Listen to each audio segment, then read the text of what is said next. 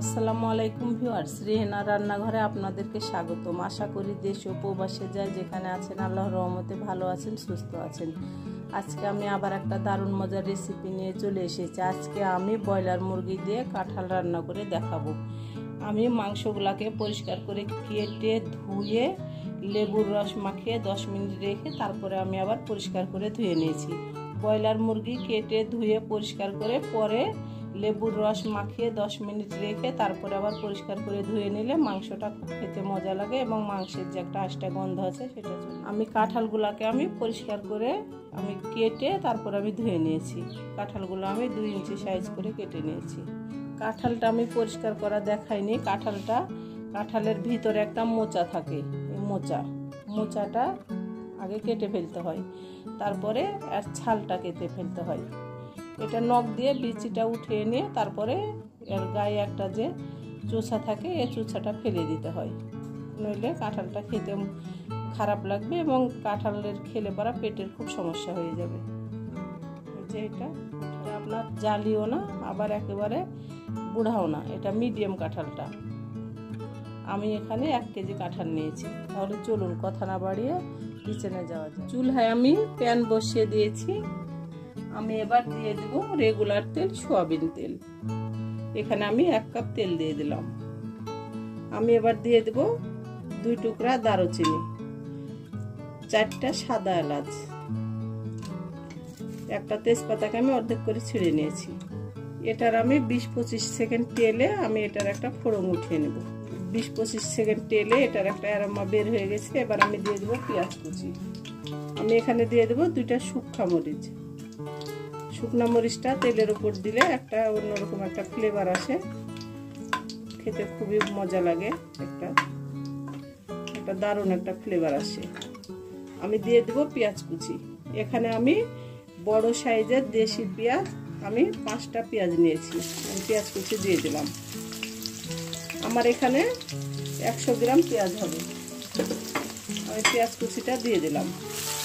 আমি এবার পেঁয়াজটাকে আমি ব্রাউন কালার করে ভেজে নিয়ে আমি ফিরে আসবো। পেঁয়াজটা আমার ব্রাউন কালার হয়ে গেছে।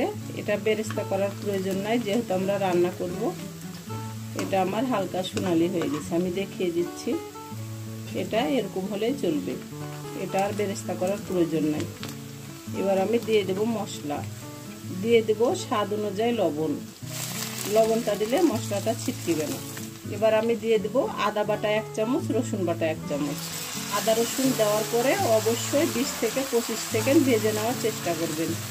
আদা রসুনের যে একটা কাঁচা গন্ধ আছে তাহলে সেটা চলে যাবে এবং যে কোনো রেসিপি খেতে অসম্ভব মজা হবে। আদা রসুনটা দেওয়ার পরে আমি 20 থেকে 25 সেকেন্ড আমি ভেজে নিয়েছি। এবার আমি দিয়ে দেব অল্প করে পানি, গুঁড়া মশলাগুলো যেন পুড়ে না যায়। আমি দিয়ে দেব মরিচের গুঁড়া 1 চামচ, হলুদের গুঁড়া 1 চামচ, ধনিয়ার গুঁড়া 1 চামচ, জিরার গুঁড়া 1/2 চামচ। মশলাগুলো আমি দিয়ে দিলাম। আমি এবার গুঁড়া মশলাগুলোকে আমি ভালো করে 2 থেকে 3 মিনিট আমি কষিয়ে নেব। গুঁড়া মশলাগুলো দেওয়ার পরে অবশ্যই 2 থেকে 3 মিনিট কষিয়ে নেওয়ার চেষ্টা করবেন। আপনি মশলা কষাবেন না, আপনি যতই মশলা দেন, তেল দেন, পেঁয়াজ দেন, আপনার তরকারি স্বাদ হবে না। আপনি অল্প মশলা ব্যবহার করেন, কিন্তু মশলাটা 2 থেকে 3 মিনিট কষিয়ে নেবেন। আপনার যে কোনো রেসিপির আপনার অসম্ভব টেস্ট আসবে। আমি এবার মশলাটাকে 2 থেকে 3 মিনিট আমি কষিয়ে নিয়ে ফিরে আসছি। মশলাটা আমি 2 থেকে 3 মিনিট কষে নিয়েছি। দেখুন আমার তেলটা উপরে ভেসে চলে এসেছে। এবার আমি দিয়ে দেবো মাংস। এবার আমি কেটে ধুয়ে পরিষ্কার করে রাখা মাংসগুলো আমি দিয়ে দেবো। এখানে আমার 1 কেজি ব্রয়লার মুরগি বা ফার্মের মুরগি আছে। আমি 1 কেজি কাঁঠালের সঙ্গে আমি 1 কেজি মাংস ব্যবহার করলাম। আপনারা চাইলে কাঁঠালটা আপনাদের ইচ্ছা মতন ব্যবহার করতে পারেন। মাংসর পরিমাণ বেশি দিতে পারেন, আবার কাঁঠালের পরিমাণ বেশি দিতে পারেন, আবার মাংসর পরিমাণ কম দিতে পারেন, কাঁঠালের পরিমাণটা বেশি দিতে পারেন। আপনারা যেরকম খেতে চান আপনারা সেইভাবে আপনারা মাংস কাঁঠালটা ব্যবহার করবেন। মাংসর পরিমাণ এবং কাঁঠালের পরিমাণ যদি বেশি হয় তাহলে আপনাদের মশলার পরিমাণটাও বেশি হবে, আর যদি মাংসের পরিমাণ কাঁঠালের পরিমাণটা কম হয় তাহলে আপনাদের মশলার পরিমাণটাও কম হবে। আমি এবার এটাকে ভালো করে 5 মিনিট কষে নেব। আমি ঢাকনা দেব না, আমি ভালো করে 5 মিনিট কষে নিয়ে আমি ফিরে আসছি। মাংসগুলো আমি ভালো করে 5 মিনিট আমি কষে নিয়েছি।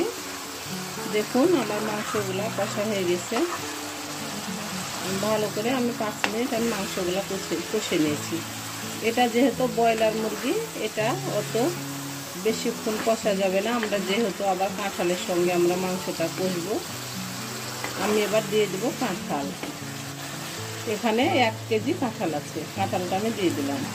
আমি এবার ভালো করে নেড়ে চেড়ে ঢাকনা দিয়ে আমি মাংসটাকে আবার 5 মিনিট আমি কষে নেব। কাঁঠালের সাইজগুলো বড় করে রাখতে হবে, যেহেতু কাঁঠালটা আমরা মাংস দিয়ে রান্না করব। কাঁঠালের সাইজটা অবশ্যই বড় করে রাখার চেষ্টা করবেন। আমি ঢাকনা দিয়ে ঢেকে আমি 2-3 বার আমি নেড়ে চেড়ে দেবো। ঢাকনা তুলে আমি ঢাকনা দিয়ে ঢেকে আমি 5 মিনিট কষে নেবো। এর মধ্যে আমি 2-3 বার নেড়ে চেড়ে দেবো। আমি এবার ঢাকনাটা উঠিয়ে নেব। আমি এবার আবার ভালো করে নেড়ে চেড়ে দেবো। দেখুন আমার কাঁঠাল থেকে পানি বের হয়েছে। কাঁঠাল থেকে পানি বের হয়, কাঁঠালে পানি দিয়ে কষার প্রয়োজন নাই, কাঁঠাল থেকে এমনিতেই পানি বের হয়। কাঁঠালটা আমাদের জাতীয় ফল, তবে গরমে অল্প করে কাঁঠাল খেতে হবে, যেহেতু প্রচণ্ড গরম। কাঁঠাল খেলে আবার গ্যাস কম করে, সেজন্য কাঁঠালটা অল্প করে খেতে হবে। আমার ভিডিওগুলো যদি ভালো লাগে তাহলে আমার ভিডিওগুলো দেখার অনুরোধ রইল। যদি ফেসবুক থেকে দেখেন তাহলে অবশ্যই একটা ফলো দিয়ে দিবেন। যদি ইউটিউব থেকে দেখেন তাহলে একটা সাবস্ক্রাইব করার অনুরোধ রইল। আপনারা আমাকে সাপোর্ট করুন, আমার পাশে থাকুন। এই চ্যানেলটিতে সব থেকে বেশি প্রয়োজন আপনাদের সাপোর্টের। আপনারা যদি আমাকে সাপোর্ট না করেন, আমার পাশে না থাকেন, তাহলে আমি কোনোদিন এই চ্যানেলটি নিয়ে সামনে এগিয়ে যেতে পারবো না। হাতে যদি সময় থাকে তাহলে অবশ্যই একটা শেয়ার দিয়ে দিবেন। আপনাদের একটা শেয়ার আমার অনেক উপকারে আসবে। আপনাদের একটা শেয়ার, আপনাদের কোনো ক্ষতি হবে না, কিন্তু আমার অনেক উপকারে আসবে আপনাদের একটা শেয়ারে। ঢাকনা দিয়ে ঢেকে আমি আরও কিছুক্ষণ কষে নেব। এবার আমি আবারও ঢাকনাটা উঠিয়ে নেব। এবার আমি ভালো করে নেড়ে চেড়ে দেব। দেখুন আমার ভালোভাবে কষানো হয়ে গেছে। এখানে পানি নাই, যে পানিটা বের হয়েছিল সে পানিটা আর নাই। আমি এবার ঝোলের জন্য পানি দিয়ে দেব। এটা কাঁঠাল, এটা আপনি যতই কষেন এটা কমবে না। আমি এবার পানি দিয়ে দিলাম ঝোলের জন্য। আমি এখানে প্রায় 1 কেজি পানি দিয়ে দিলাম। আমি 2 মগ পানি দিয়ে দিলাম। আমি এবার ভালো করে নেড়ে চেড়ে আমি এটাকে ঢাকনা দিয়ে ঢেকে রান্না করে নেব। এখানে আমি আর পানি ব্যবহার করব না। আমি যেহেতু বেশি ঝোল রাখবো না, আমি আর পানি ব্যবহার করব না। আমি দিয়ে দেব গরম মশলার গুঁড়া। গরম মশলার গুঁড়া 1/2 চামচ। আমি জিরার গুঁড়া 1/2 চামচ দিয়েছিলাম, আমি আবার দিয়ে দিলাম ভাজা জিরার গুঁড়া 1/2 চামচ। আমি দিয়ে দেবো ফ্লেভারের জন্য 4টি কাঁচামরিচ। এটাতে ঝাল হবে না, এটা একটা ফ্লেভার সুন্দর করবে। আমি এবার ভালো করে নেড়ে চেড়ে একেবারে ঢাকনা দিয়ে ঢেকে আমি এর মধ্যে আমি 2-1 বার নেড়ে চেড়ে দিব। ঢাকনা তুলে ঢাকনা দিয়ে আমি ঢেকে দিলাম। আমি এবার ঢাকনাটা উঠিয়ে নেব। আমি এবার ভালো করে আবার নেড়ে চেড়ে দিব। কোনো আপু কি কোনো ভাই আর যদি উপকারে আসে, সেজন্য আমি রান্নাগুলা করে দেখাই। একেবারে রেহেনার রান্নাঘর মানে সহজ রান্না, সহজ পদ্ধতিতে, ঘরোয়াভাবে, ঘরোয়া পদ্ধতিতে ঘরে থাকা মশলা দিয়ে রান্না। আমি এবার ঢাকনা দিয়ে ঢেকে একেবারে রান্না করে ফিরে আসবো। আমি এবার ঢাকনাটা উঠিয়ে নিব। হয়ে গেছে আমার মুরগির মাংস দিয়ে কাঁঠাল রান্না। আমি যেভাবে রান্না করলাম আপনারা একবার হলো আমার মতো করে রান্না করে খেয়ে দেখুন। এটা অসম্ভব একটা মজার রেসিপি। এরকম কাঁঠাল দিয়ে যদি মুরগির মাংস রান্না হয় তাহলে আর গরম ভাতের সঙ্গে কোনো কিছুই লাগবে না।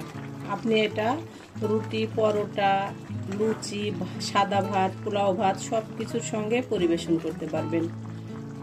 এবার আমি গ্যাসটা অফ করে দেব। গ্যাসটা অফ করে দিয়ে এবার আমি পরিবেশন করে নেব। একটা বাটিতে আমি উঠিয়ে নেব।